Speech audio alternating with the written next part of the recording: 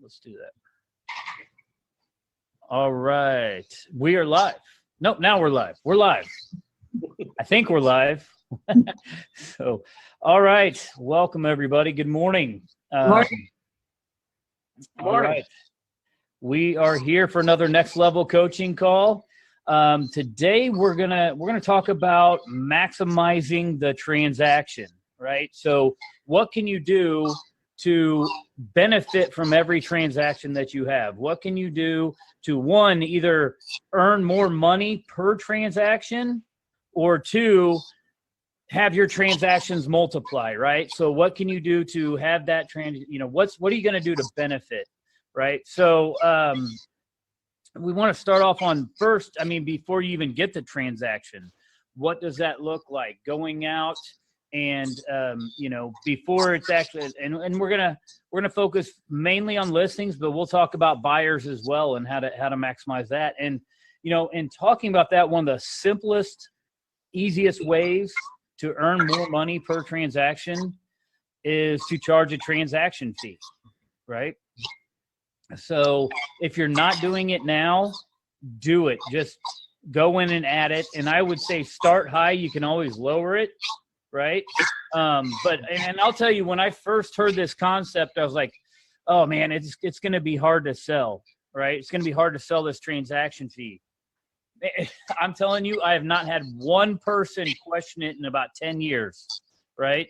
And then I went to another conference, and I started out at $199. I was like, well, I don't want to charge too much, so I charged $199.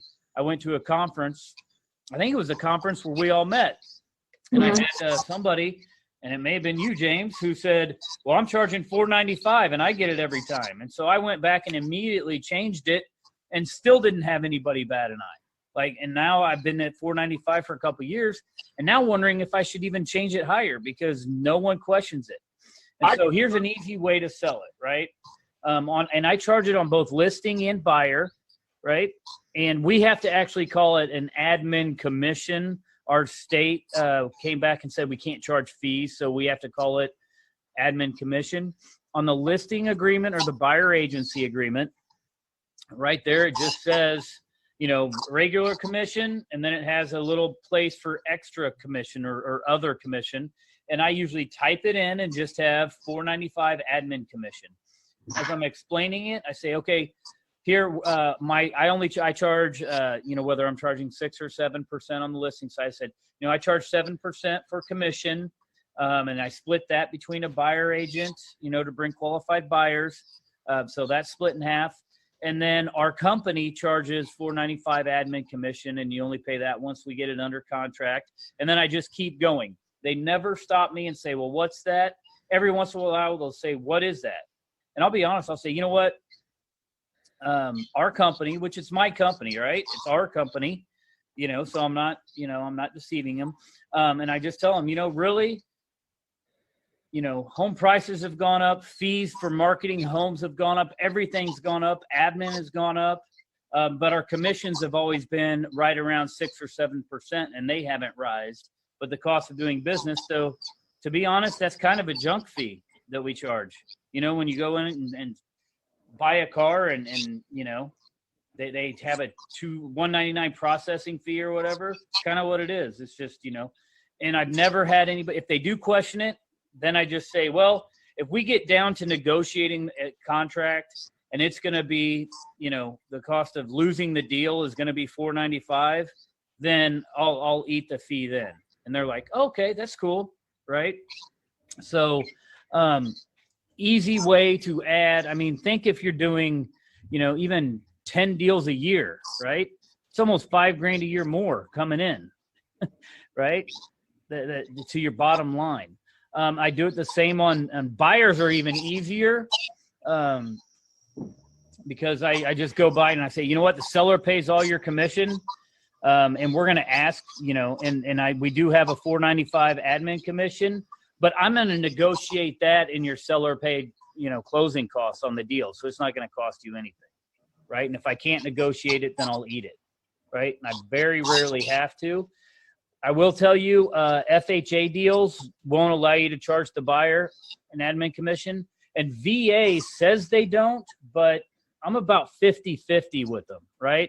Some VA lenders, if you negotiate seller paid closing cost, you can talk the VA lender into saying, well, that's a buyer closing cost, and they'll, and about half the time I'll get them to do it. About half the time, they'll come back and say, no, we can't do it. I even had a company, I closed 2 veteran deals last Friday, same mortgage company.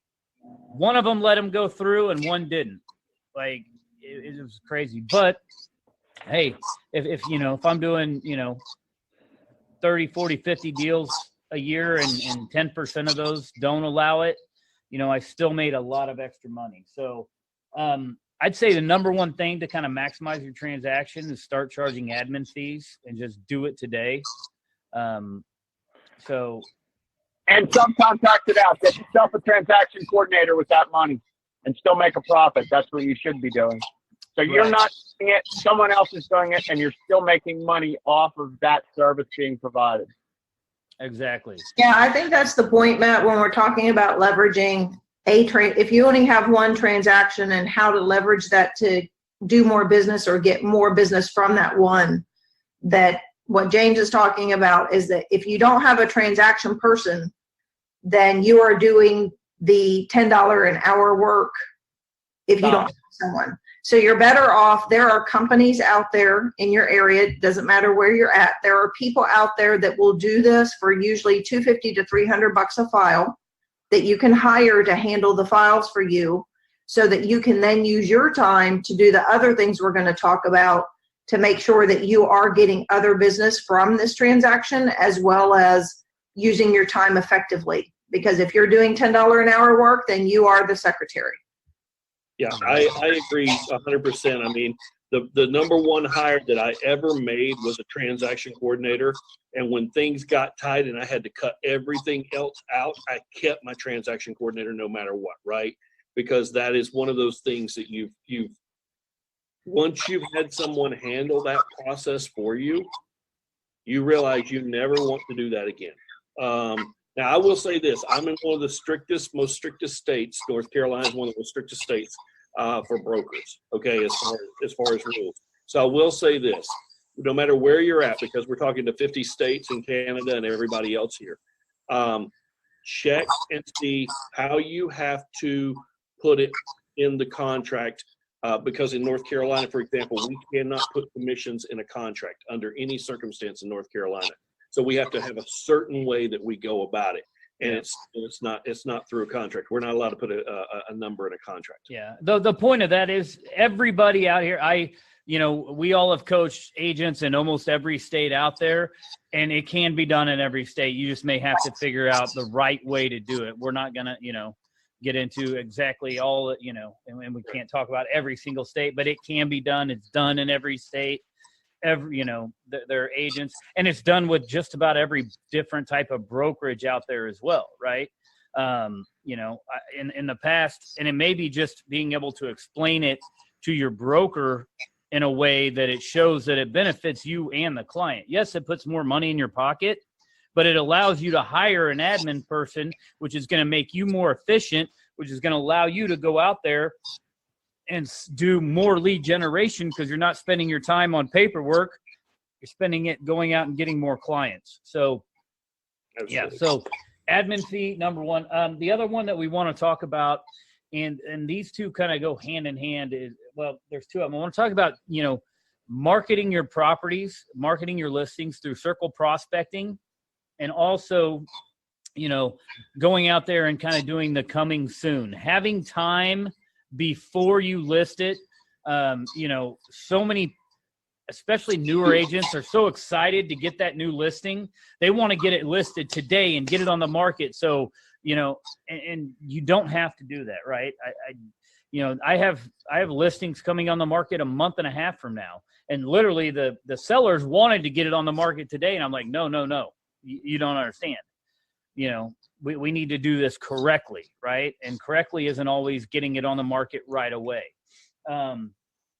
So first, let's kind of talk about, the coming soon. And I know, we were talking before this call that, some states are, pushing to get rid of it because a lot of agents out there think that it's unfair that you're marketing your listing before it's actually on the MLS.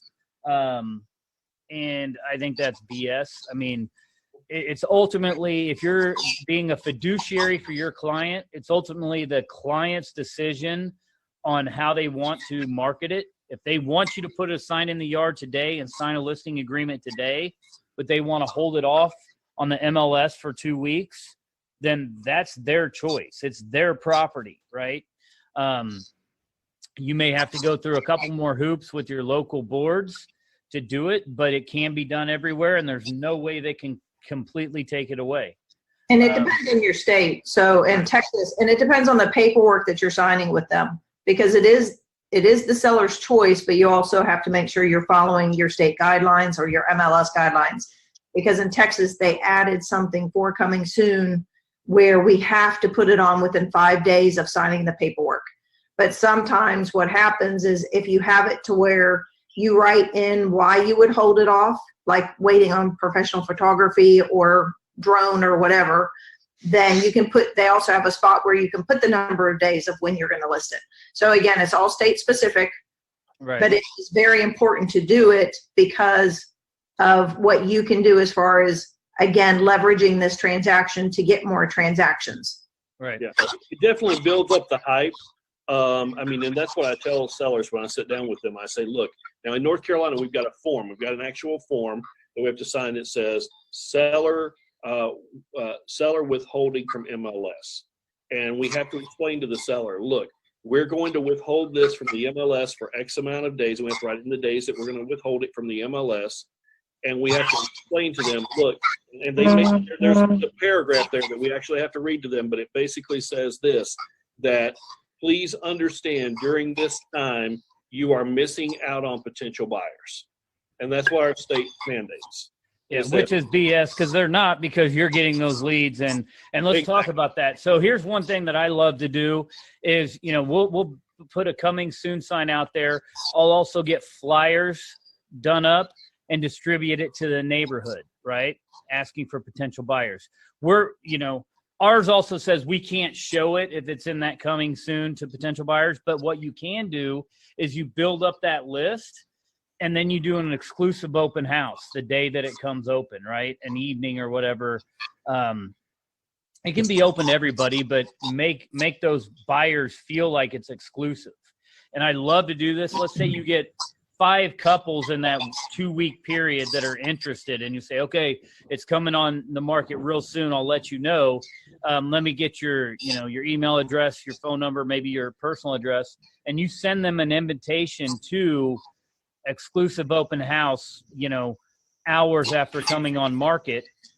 And what you want to do is get all 5 of those couples in that house at the same time, right? So we're going to have a 1-hour open house providing, maybe, hors d'oeuvres and some other stuff. I like to do these in the evening. I like to do them on Friday because we're going active Friday night, into, that first weekend. And you invite them. So what it does is they come in and it creates that auction mentality, right? And it goes active right when the open house starts. So then you can't tell all these, because what you were talking about, some of these other agents, get jealous because you sold it so quickly and my clients didn't even have a chance to see it. Well, yeah, they did. I put it active in the MLS, and then we held an open house as soon as it went active. If you're on top of your game, Mr. Agent, you should have saw that it came active at this time. You should have those automatic emails when something comes active. It's not my fault that you didn't check the MLS on an hourly basis for your client, right? So to add to that, Matt, what you can do is door knock the whole neighborhood with the flyer, inviting them to an exclusive open house. And you can tell the seller that you're doing that because a lot of times people that buy your houses are coming from the neighborhood. They're upsizing, downsizing, getting their relatives, their friends, their family to buy houses in the neighborhood. So you door knock, you give them a flyer, invited them to the open house that Friday night. You have 2 open houses. You're going to have the exclusive open house Friday night for just the neighbors only and all of their friends and family that might be looking. And then Saturday, you're having the open house for the whole public that you're going to advertise. if you sell it Friday night, you're going to get the other buyers from the Saturday one or backup contracts. So you're planning 2 open houses, the Friday night exclusive neighborhood one. And you can also say to people, hey, come say goodbye to the Joneses. This is an open house. It's your chance to come and say goodbye. It's your chance to bring your friends and family or anybody you want to move to the neighborhood. We're going to have a regular open house on Saturday. We don't want you to miss out. Please come. And my open houses, I would have 50 to 80 people through an open house. Half of the people through the open house were neighbors.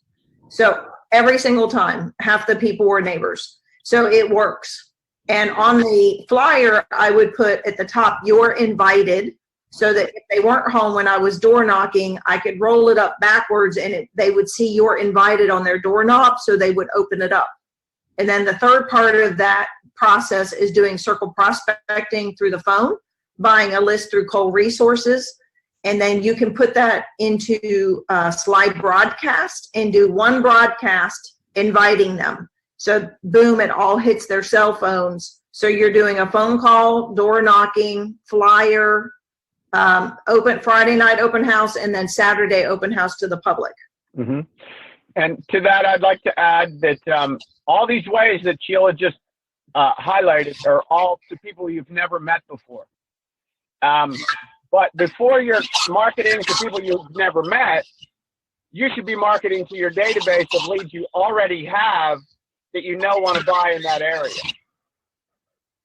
Exactly. Because I've done 4 transactions myself this year that never went on the MLS, and I did both sides of the transaction and represented both the buyer and seller. They both got what they wanted. And I did both sides of the transaction and did not pay out a buyer's agency commission to an outside brokerage. Yeah.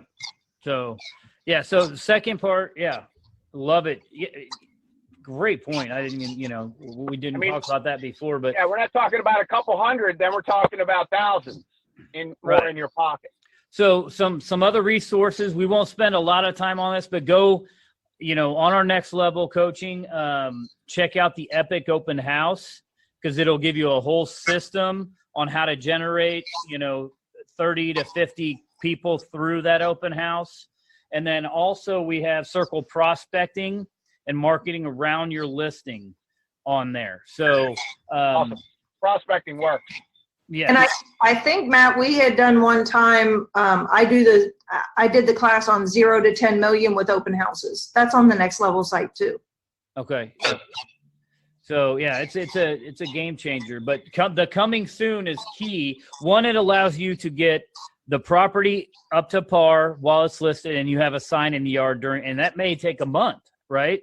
Don't just listen to the board or your, look, where there's a will, there's a way. Like you said, you have to have it listed within 5 days. There's other ways around that. I mean, just, yep. Huh? Yes, there is. You have brokers that would start that, because they wanted to sell it in-house. That's how I realized that, wow, as an agent, I want to sell it in-house too. You don't have to put a sign in the yard. Nope. Because normally if you put a sign in the yard, that's what the MLS and the other agents are giving you a hard time about. You can do what I was talking about without a sign in the yard. You just need the professional pictures, a really good flyer, time to door knock, time to circle prospect. Do all of that before you stick the sign in the yard if you need to, based on your state guidelines. Yep. Right. Yep. But I'm a big proponent of putting the sign in the yard too. I know that that you say you have 5 days. Well, for me, I want that sign in the yard because I'm starting to get sign calls off of it all the time, and I'm building that list like James was talking about and Matt was talking about. Right, I'm building that list, and then I'm going to call those people and say, hey, look, we got an exclusive showing just for you guys. And so, Yeah, of course, if you can put it in the yard, but if you can't, like Matt said, when there's a will, there's a way. If you can't put the sign, if that's the sticky point, don't worry about the sign. You can still put the system. But if you can put the sign for a month, heck yeah, I would put a sign for a month if I could, but we can't here. But if I could, I would. And then you can use, if you guys watch on Next Level, Shannon had done a class on listings to leads. He and I do, God bless you, with riders and with the text campaigns where people will text you that are interested in the property. Mhm. So you can watch that on Next Level as well. Speaking of signs in the yard, let's move to the next one. I want to talk about, how to maximize buyer agency transactions as well, right? Working with the buyer. And one thing you can do is have the buyer sign an agreement while they're signing their buyer agency that's going to allow you to put a sign in their yard after they buy the property for 30 days, okay, with a sold on it, right? So think about this. Especially if it's a neighborhood that you've kind of been farming or want to build a bigger presence in.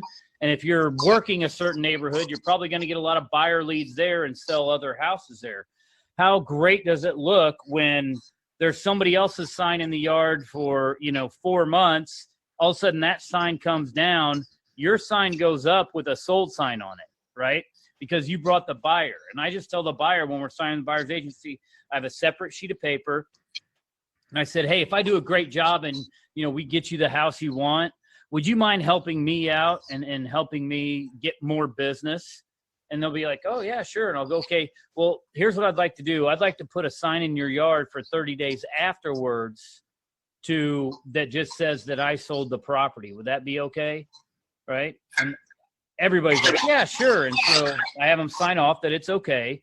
They sign it that it's not currently listed. And again, check with your local boards, but this is fine everywhere. As long as your client says it's okay to put a sign in their yard, it is okay. And so for 30 days, and it gives me the opportunity 30 days later to go see my clients again face to face and have that touch, 30 days afterwards. Ask for some more referrals. Ask them how the house, once they go in, they're going to find some stuff that they didn't pop up in inspection or anything. And I can help them get in the right contact with the right person to help them maybe do a minor repair or something. So Good time to give a housewarming gift too. Right. Exactly. Again, on this one, guys, I would definitely check your state and local rules and regulations. For example, North Carolina, we can do that, but the sign must say sold by buyer representation. It can't just be sold. It has to say sold buyer representation. So check your state reg. Right. Great idea though, Matt. yeah. Great way, especially if you're a buyer's agent and you struggle with getting listings. This is a great way for you to get more buyers. That's you go, It'll help you get a listing too. exactly. And that's then how I again, started with it originally. you take that on the buyer side as well and do the circle prospecting maybe after the fact, right? And Mhm. so we've talked about circle prospecting when you get a listing and, but this is a just sold. And you can call them up and those same neighbors, hey, I just sold a house down on 123 Main Street. I'm working with a lot of other buyers that love this area because I'm a neighborhood expert. And I was just wondering if you guys are thinking about selling anytime in the near Time in future. the next year. Yeah. Right. Well, that same thing with the flyer idea I used to do because I would farm that neighborhood and I would do a just sold flyer. And if you're interested in selling, please give me a call. I'll let you know how I did it. I'll come and do a CMA for your property. And then also James had mentioned about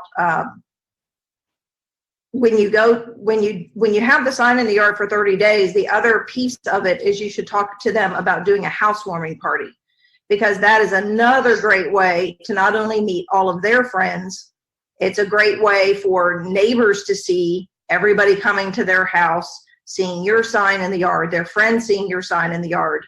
And I would get tons and tons of referrals from doing housewarming parties from the buyers that bought the house.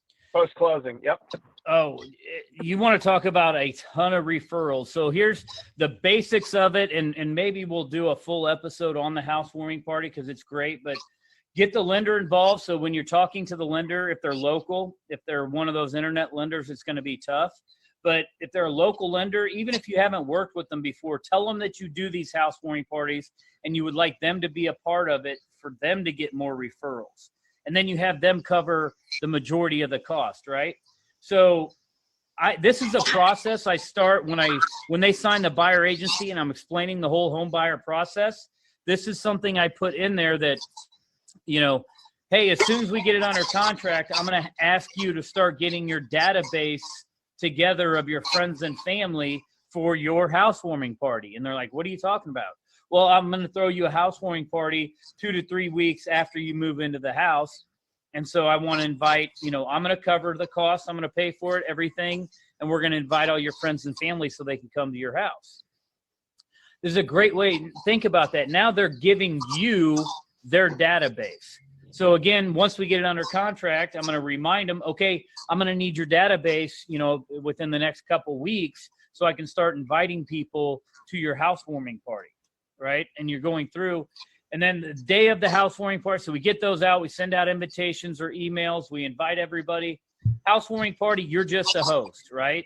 So you're like a caterer. You show up with the lender, and we're in Kansas City, so we do barbecue. It's easy. You can get big trays of barbecue, and we just set up a little table. We provide that, and we provide non-alcoholic drinks, and that's, I tell them, one, cost-wise, but I also tell my clients, for, lawsuit-wise, they can serve them, but I'm not going to serve alcohol drink. I'll serve all the food and water and, pop necessary. And then you just sit there and serve, have a name tag on, have your shirt on, and you're not there asking for business. You're just there to serve and help them with the housewarming party. But I guarantee you will have 4 to 5 people come up and ask you for your card, ask you, and you'll just get in conversations. Oh, so how do you know the Smiths? Oh, well, I'm the realtor. I sold them this house. Oh, wow. Well, we're thinking about selling. Okay, great. And you hand him your card. And I usually don't stay longer than about 45 minutes to an hour, right? Come in, serve the food, kind of walk around, meet some people. I already have all their contact information, right? So I don't need to, I don't need to be salesy. I don't need to ask for referrals there. It's going to come. And you're just in and out and let them have their party, right? You just serve the food, set it up, meet everybody as they come in, and then you get out. And it will increase your referrals dramatically, because then you already have all those people's contact information that were at the party. So then you follow up with handwritten notes. Hey, it was great to meet you. Hey, then they're in your database. Right? And don't forget, along the way with all these things we're talking about, Facebook Live. So right. You do a Facebook Live at the party. You can tag the person. You can tag all their friends. It goes on your page. It goes on their page.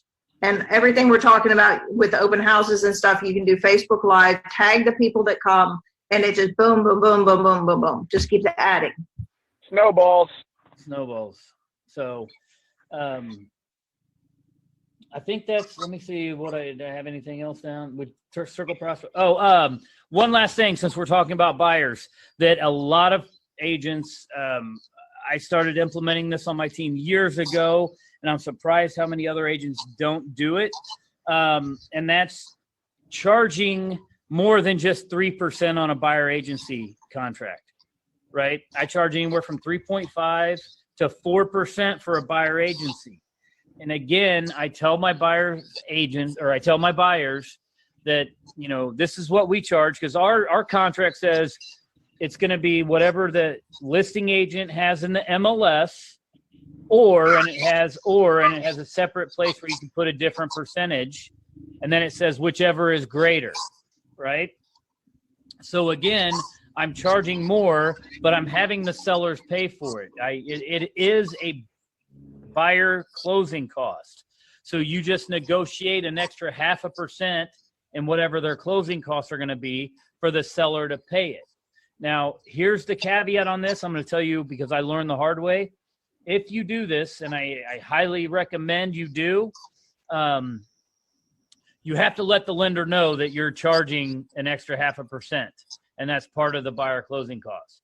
Because if a lender sees that extra 0.5% in there that the seller's paying, that lender will up their fees to cover it, right? So, and then also letting the title company know ahead of time and sending in your buyer agency agreement with your commission letter so that the title company or attorneys also know that this is a buyer closing cost that the seller is paying. But again, I let them know, hey, this is what we charge, but I'm going to negotiate the seller pay that on your behalf. If I can't negotiate that, then I will eat that 0.5% or 1%. And again, on those, depending on the lender and depending on, if the lender eats it up and it gets to, 2 days before closing, sometimes you just have to let it go away and explain to them that the lender is charging you more than they should in some cases. But it definitely adds, again, an extra 0.5% or 1% on every buyer deal you do can, when you're doing your numbers in October, November, and looking back over the last year, like you should be now, then you'll see that an extra $5,000, $10,000, $20,000, $30,000 is quite a bit to the bottom line, right? And especially if you live in an area, what you said so true, Matt. If you live in an area that has lower price points, you need to be charging that additional commission on the buyer side, negotiating it into the deal, so that again you're not selling for $1,500, $2,000 to go show buyers houses and then ending up doing all the transaction coordinating. I mean, you're doing a $10 an hour job. Right. You need to be able to, you need to realize, $4,000 or $5,000 from every transaction. That's the math. Yep. All right. Anything else you guys want to add? I know we're about at 30 minutes here, or more. Lots of great stuff here. Yeah. We've got a lot of different ways that you can increase your income per transaction. Definitely. So, all right. Well, thanks a lot, guys, and we will see you next week.